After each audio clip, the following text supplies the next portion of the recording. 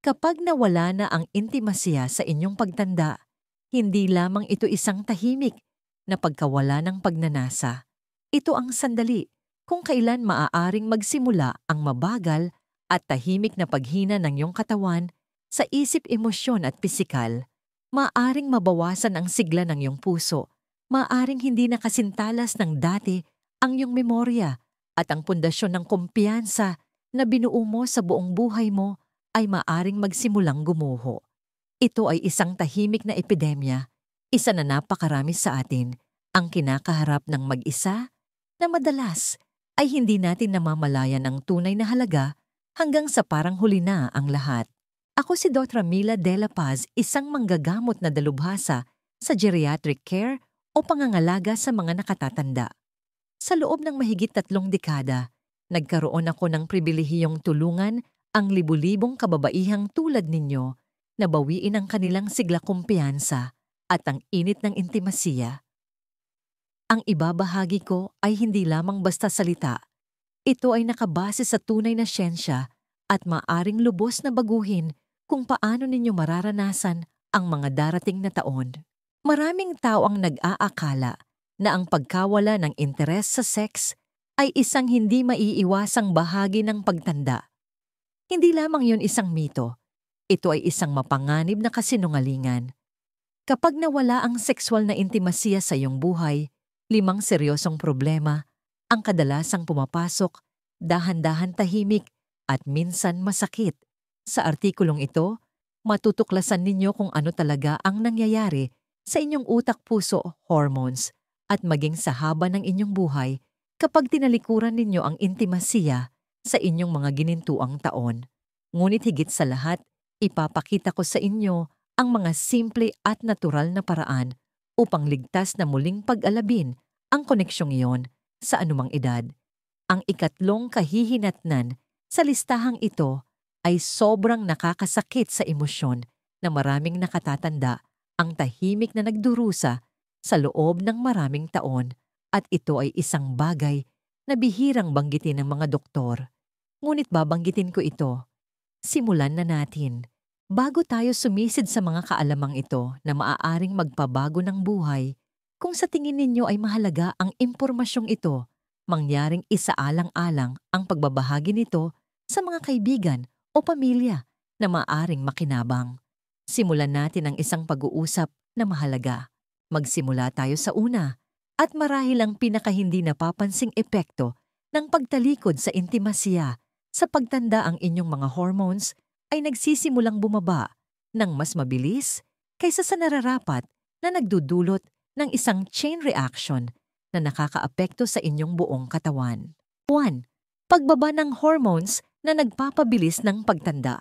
Nakita ko na ito ng napakaraming beses sa aking practice. Isang babae sa kanyang late 60s o early 70s ang darating sa klinika, sasabihin sa akin na palagi siyang pagod, hindi na makapag-focus, tulad ng dati nanghihina at malungkot. Inaakala niya na ito ay dahil lamang sa pagtanda, hindi maiiwasan at hindi magagamot. Ngunit kapag marahan kong tinanong ang tungkol sa kanyang buhay intima, madalas siyang yumuyuko, humihinto at tahimik na nagsasabing, matagal na po. Ang hindi niya namamalayan ay ang paghinto sa sexual na aktibidad ay maaaring maging sanhi ng biglaang pagbagsak ng mga hormones ng katawan at doon na nagsisimulang lumabas ang tunay na kabayaran. Habang tayo ay tumatanda, ang mga antas ng estrogen at maging ng testosterone ay natural na bumababa.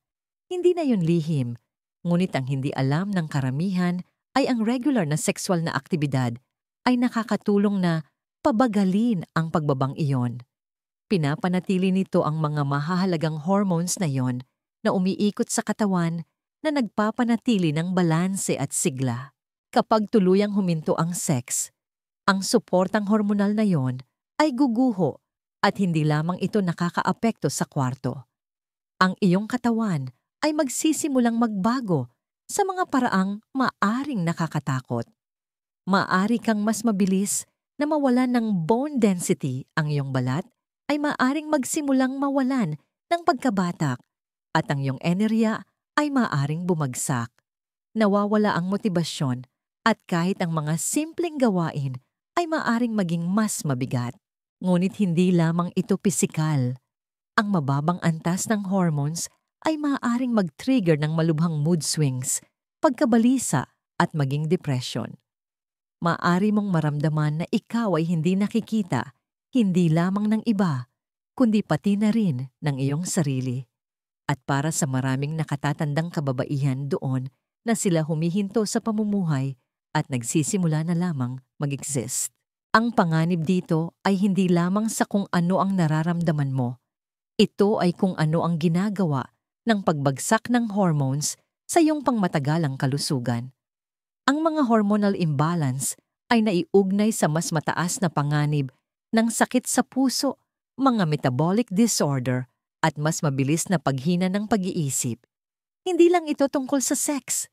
Ito ay tungkol sa pagtanda ng mas mabilis kaysa sa nararapat at pagbabayad nito gamit ang iyong lakas, iyong kalayaan, at sa ilang kaso, iyong buhay. At ang pinakamasama nangyayari ito ng paunti-unti, kaya madalas ay hindi mo napapansin hanggang sa ito'y ganap ng nakakapit. Kaya't ang pag-unawa dito ngayon at pagkilos ay mas mahalaga kaysa dati. Ngunit simula pa lamang ito dahil ang pangalawang kahihinatnan ay hindi lamang nakakaapekto sa iyong katawan. Nagsisimula itong baguhin kung paano gumagana ang iyong utak at ang nangyayari doon ay maaaring magulat ka. Paghina ng pag-iisip at pagkawala ng memorya. Naaalala ko ang isang pasyente na nagngangalang Elena, 72 taong gulang at matalas ang isip sa halos buong buhay niya. Nagpatakbo siya ng isang lokal na charity sa Quezon City, mahilig sa book club at may memoryang parang bakal. Ngunit sa loob ng ilang taon may nagbago. Nagsimula siyang makalimot ng mga pangalan, magwala ng mga gamit at nahihirapang sumunod sa mga usapan. Nag-aalala ang kanyang anak na babae. Nang tanungin ko siya tungkol sa kanyang kalusugan, lahat ay tila normal hanggang sa napunta kami sa kanyang buhay sexual. Matagal na po kaming hindi nagtatalik, sabi niya ng mahina. Siguro hinayaan na lang namin na mawala ang bahaging iyon ng aming buhay. Iniisip ng karamihan na ang sex ay pisikal lamang, ngunit malayong-malayo iyon sa katotohanan. Ang sexual na aktibidad ay may direktang papel sa kalusugan ng utak. Kapag ikaw ay pisikal na nakikipag-ugnayan ng iyong utak, ay naglalabas ng isang halo ng makapangyarihang neurochemicals, dopamine, oxytocin at serotonin na nagtataguyod ng focus, nagbabawas ng stress at nagpapabuti ng paggana ng memorya. Ang regular na sexual na koneksyon ay nagpapataas ng daloy ng dugo sa utak na sumusuporta sa aktibidad ng mga neuron at nagpapanatiling matalas ang mga proseso ng pag-iisip. Kapag nawala ang stimulasyong iyon, ang utak ay tahimik na nagdurusa. Malaki ang kabayaran ng pagkawala na ito. Ipinakita ng mga pag-aaral na ang mga nakatatanda na hindi aktibo sa sex ay may mas mataas na panganib ng paghina ng pag-iisip, kabilang ang pagkawala ng memorya at maging ang demensya. Maaari mong simulang makalimutan ang mga pamilyar na mukha mawala ang iyong iniisip sa kalagitnaan ng pangungusap o makaramdam ng pagkalito sa halos lahat ng araw. Sa paglipas ng panahon, maaari kang huminto sa pakikisalamuha dahil sa bigat ng pagkabigo at kahihiyan at ang pag-iisa na yon ay lalo lamang nagpapabilis sa paghina. Ngunit heto ang nagpapalala pa rito, karamihan sa mga tao ay hindi kailanman nagkokonekta ng mga bagay na ito. Sinisisi nila ang edad, genetics o pagtanda lang ng hindi namamalayan na isang mahalagang bahagi ng kalusugan ng kanilang utak ang tahimik na nawala nang huminto sila sa pagiging pisikal na intima. Hindi ito tungkol sa pakikipagtalik.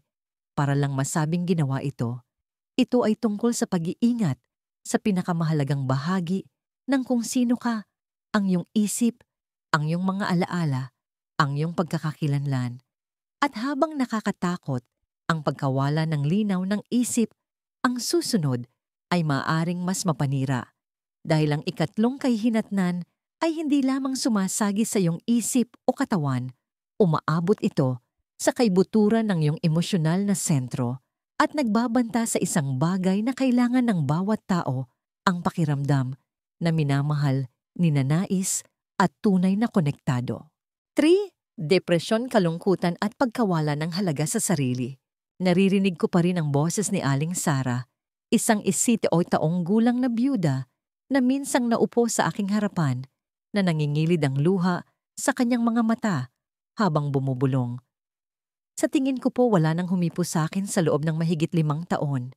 Minsan iniisip ko kung umiiral pa ba ako. Ang sandaling iyon ay nanatili sa akin magpakailanman dahil sa likod ng bawat pagsusuri ng presyo ng dugo o antas ng kolesterol, madalas mayroong isang bagay na mas malalim at mas mahirap sukatin ang sakit ng emosyonal na pag-iisa. Kapag nawala ang sexual na intimasya, bihirang ang katawan lamang ang naiiwanang hindi nagagalaw. Ang puso ay nagsisimula na ring malanta. Hihinto ka sa pakiramdam na ninanais nakikita o pinapahalagahan at para sa maraming nakatatandang kababaihan ito ay nagiging isang tahimik na krisis. Maaari ka pa ring napapaligiran ng mga tao, pamilya, kaibigan. Kahit isang matagal ng asawa, ngunit pakiramdam mo ay lubos kang nag-iisa. Ang intimasya ay hindi lamang tungkol sa sex. Ito ay tungkol sa pagiging malapit, tawanan, haplos, at ang malalim na pangangailangan ng tao na madama na siya ay gusto. Malaki ang kabayaran sa pagwawalang bahala sa bahaging ito ng iyong buhay. Ang depression ay hindi laging nagpapakita bilang kalungkutan. Minsan ito ay talamak na pagkapagod, pagkawala ng gana sa pagkain o isang pakiramdam na wala ng anumang bagay na mahalaga. Nawawalan ka ng motibasyon na alagaan ang iyong sarili, bumababa ang iyong tingin sa sarili, at nagsisimula kang maramdaman na ikaw ay isang pabigat sa halip na isang taong may mga pagnanasa, pangarap at dignidad. At nakalulungkot, maraming nakatatanda ang nagdurusa sa emosyonal na pagkabulok na ito ng tahimik dahil walang gustong pag-usapan ang intimasya pagkatapos ng edad 60. Ngunit ang katahimikang iyon ay may kapalit at ang kapalit na iyon ay ang iyong pakiramdam na ikaw ay buhay. Nakita ko ang mga pagsasama na nauwi sa tahimik na kawalan ng pag-asa kung saan mahal ng dalawang tao ang isa't isa, ngunit parang mga estranghero sa iisang silid. Nakita ko ang mga babaeng puno ng kumpiyansa na nawala ng kislap dahil nawala ang init ng pisikal na pagmamahal. At nakita ko kung paano ang dahan-dahang pagguho ng emosyon ay maaaring magnakaw ng kagalakan ng mas mabilis kaysa sa anumang pisikal na sakit. At gayunpaman habang sinisira ng kakulangan ng intimasya ang puso, nagsisimula na ring maramdaman ng katawan ang pagkawala nito sa mga paraang mas mapanganib kaysa sa inaakala ng karamihan. Dahil ang susunod na kahihinatnan ay hindi lamang nakakaapekto sa kung ano ang iyong nararamdaman, maaari nitong literal na ilagay sa panganib ang iyong puso. 4.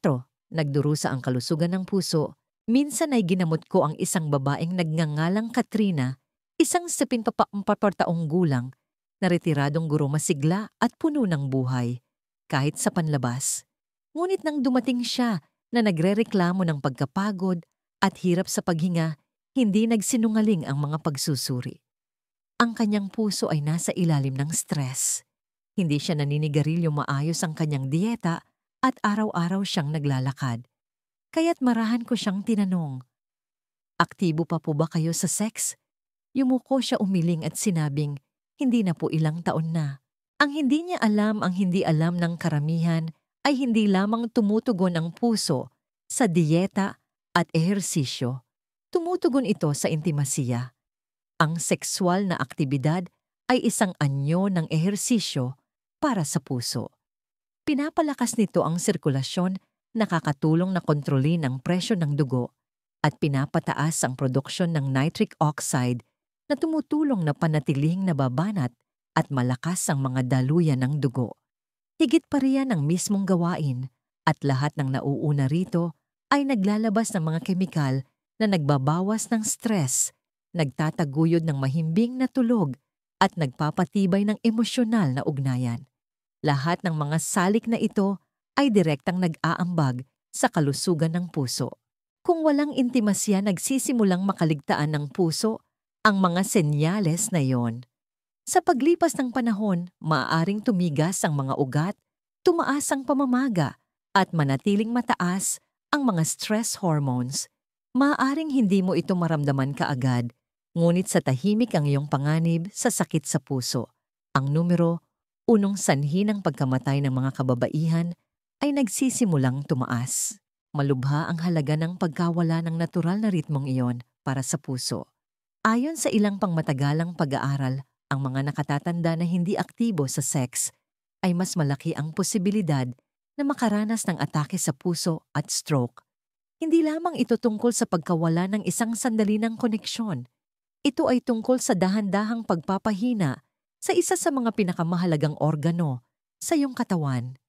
At hindi tulad ng mga panlabas na sintomas na nakikita mo ang pinsala sa puso ay tahimik na naiipon hanggang sa ito ay umatake ng walang babala. Hindi na malaya ni Katrina na ang pagbabalik sa intimasya ay maaring naging bahagi ng pangangalaga sa kanyang puso. Marami ang hindi nakakaalam, ngunit malinaw ang siyensya ang koneksyon ay nagpapagaling hindi lamang ng emosyon. Pinapalakas nito ang katawan, pinoprotektahan ang puso, at pinapanatiling dumadaloy ang buhay. At kung ang puso ang makina ng katawan, kung gayon ang susunod nating pag-uusapan ay ang pundasyon ng iyong buong kalusugang sexual. Dahil ang huling kahihinatnan kung babalewalain ay maaaring mag-iwan ng permanenteng pinsala, pisikal, emosyonal at sa relasyon. At kapag nangyari ito, hindi na ganoon kadaling bumalik. Maybe, pagliit ng kalusugan at paggana ng ari. Naaalala ko ang isang mag-asawa mahigit 40 taon ng kasal na dumating sa aking opisina hindi dahil may mali, kundi dahil may isang bagay na tahimik na nawala. Halos isang dekada na silang hindi nagtatalik at wala sa kanila ang may lakas ng loob na pag-usapan ito hanggang sa nagsimulang magbago ang kanilang mga katawan. Nakakaranas siya ng masakit na panunuyo. May sariling issue rin ng lalaki. Ngunit ang pinakamahirap na bahagi ay hindi ang mga pisikal na sintomas. Ito ay ang pighati sa kanilang mga mata, ang hindi masabing takot na isang magandang bagay ang ngayon ay permanenteng hindi na maabot. Ito ang bahaging walang nagbabala sa iyo. Kapag huminto ang sexual na aktibidad sa loob ng mahabang panahon, ang iyong katawan ay hindi lamang humihinto. Ito ay umaangkop at hindi sa mabuting paraan. Para sa mga kababaihan, ang mga pader ng ari ay maaring numipis mawala ang pagkaelastiko at matuyo ang natural na lubrikasyon, isang sitwasyong gamitin mo o mawawala ito, nakilala bilang vaginal atrophy. Kung walang regular na daloy ng dugo mula sa pagkaantig at aktibidad ang mga tissue ay maaaring maging marupok na ginagawang masakit o kahit imposible ang anumang intimasya sa hinaharap ng walang tulong medikal. Ang halagang babayaran mo ay hindi lamang pisikal, ito ay malalim na emosyonal. Ang takot sa sakit ang kahihiyan na ang iyong katawan ay hindi na gumagana tulad ng dati at ang pag-iwas sa pagiging malapit dahil ayaw mong harapin ang nagbago. Nakita ko itong nagnakaw ng koneksyon sa mga tao, sumira ng mga pagsasama sa tahimik na paraan at lumikha ng mga emosyonal na sugat na hindi nagagamot sa loob ng maraming taon. Ang nagsimula bilang nagkawalay lang kami ay madalas na nagtatapos sa pagsisisi, pagkabigo at pagbibitiw. Kung mas matagal kang maghihintay, mas nagiging mahirap. Tulad ng isang kalamnan na hindi kailanman ginagamit ang paggana ng ari ay bumababa ng walang aktibidad. At habang may mga paraan upang maibalik ito ang totoo, mas madaling pangalagaan ang kung anong mayroon ka kaysa subukang muling buuin ito pagkatapos ng maraming tao ng pagpapabaya. Isa ito sa pinakamataas na halagang binabayaran ng mga nakatatanda kapag binaliwala nila ang kanilang kalusugang sexual at nakalulungkot. Marami ang hindi nakak-realization nito hanggang sa parang huli na ang lahat. Ngunit heto ang katotohanan, hindi pa huli, hindi kung kikilos ka ngayon. Dahil may mga napatunayan at natural na paraan upang protektahan ang iyong katawan, ibalik ang intimasiya at bawiin ang mga bahagi ng iyong sarili na sinubukang kunin ng pagtanda. Kaya ano ang maari mong gawin? Kung nakikinig kang mabuti, maaring may halo-halong emosyon kang nararamdaman ngayon, pag-aalala, marahil pagsisisi o kahit takot na huli na para bawiin ang nawala. Ngunit hayaan ninyong linawin ko, hindi pa huli ang lahat. Ano man ang iyong edad, gaano man katagal na ito, mayroon pa ring oras upang muling kumonekta sa iyong katawan, sa iyong kapareha, at sa mga bahagi ng iyong sarili na maaaring isinantabi mo. Ang katawan ng tao ay kahangahangang nababanat, lalo na kapag ginagamot ng may pasensya pagiging pare-pareho at pag-aalaga. At ang intimasya, kahit na sa iyong 60s, 70s, at higit pa, ay hindi lamang posible, maaari itong maging maganda, makapangyarihan, at nakapagpapagaling. Ang unang hakbang ay itigil ang pagtingin sa kalusugang sexual bilang isang bagay na hiwalay sa iyong pangkalahatang kalusugan. Sila ay malalim na magkakaugnay. Magsimula sa pamamagitan ng pag-aalaga sa iyong katawan sa mga pinakapangunahing paraan sa pamamagitan ng paggalaw, nutrisyon, pagtulog at pagbabawas ng stress. Ang banayad na ehersisyo tulad ng paglalakad, stretching o yoga ay nakakatulong na pasiglahin ang sirkulasyon at produksyon ng hormone. Ang pagkain ng mga pagkaing mabuti para sa puso at pananatiling hydrated ay sumusuporta sa paggana ng mga daluyan ng dugo na mahalaga para sa intimasiya. Ang pagkakaroon ng kalidad na pahinga at pagbabawas ng emosyonal na stress ay kasing halaga dahil ang isang kalmadong isip ay nag-aanyaya ng koneksyon. Kung ikaw ay nasa isang relasyon, buksan ang pag-uusap. Alam kong hindi ito laging madali, lalo na pagkatapos ng maraming taon ng katahimikan. Ngunit ang pagiging bukas, vulnerable ang daan patungo sa pagiging malapit. Hindi mo kailangang ayusin ang lahat sa isang gabi. Magsimula sa haplos sa kabaitan sa pakikinig. Ang intimasiya ay hindi nagsisimula sa kwarto. Nagsisimula ito sa kung paano natin ipinadarama sa isa't isa na tayo ay pinahahalagahan at nakikita. At pakiusap, huwag matakot na makipag-usap sa inyong doktor. May mga ligtas at epektibong gamutan na magagamit mula sa mga personal na lubricant at moisturizer hanggang sa mga low-dose hormonal therapies. Ngunit ang unang hakbang ay ang pagtatanong. Karapatan ninyong makaramdam na buhay konektado at buo. Hindi ninanakaw ng edad ang karapatang iyon. Ang katahimikan ang gumagawa nito. Mayroon kang higit na kapangyarihan kaysa sa iyong iniisip. Ang tanong ay, handa ka na bang gamitin ito? Isang huling kaisipan mula kay Dr. De La Paz, ang pagtanda ay hindi nangangahulugang paglaho. Hindi ito nangangahulugan na ikaw ay nagiging hindi nakikita o na ang mga bahagi mo ay hindi na mahalaga.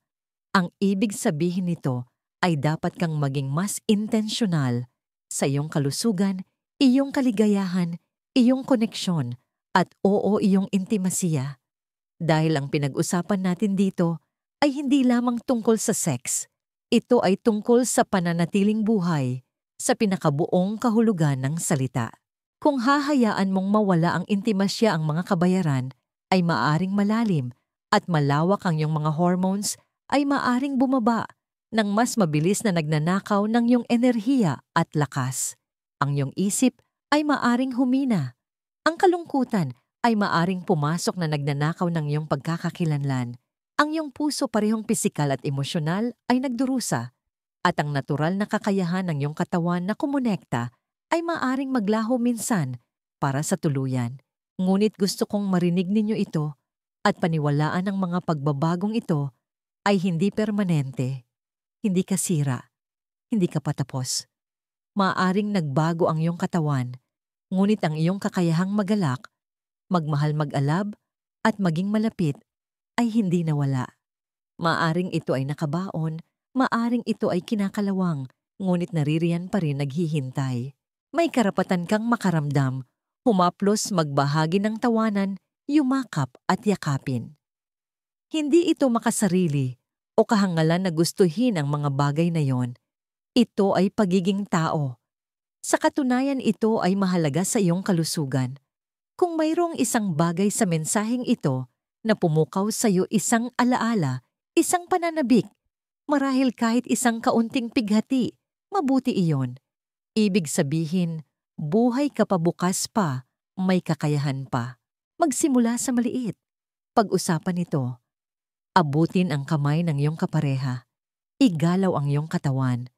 Humingi ng tulong sa iyong doktor. Hindi mo hinahabol ang kabataan. Binabawi mo ang sigla.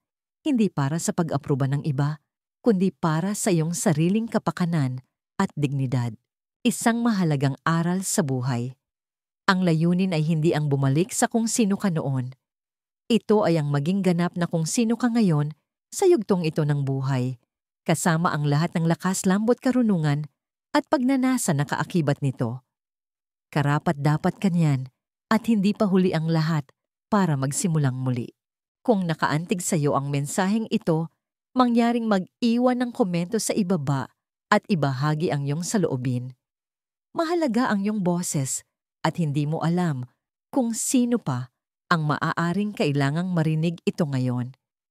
Isaalang-alang ang pag-subscribe para sa higit pang mga kaalaman tungkol sa malusog na pagtanda at ibahagi ito sa iyong mga kaibigan at kamag-anak. Ipagpatuloy natin itong mahalagang pag-uusap ng sama-sama.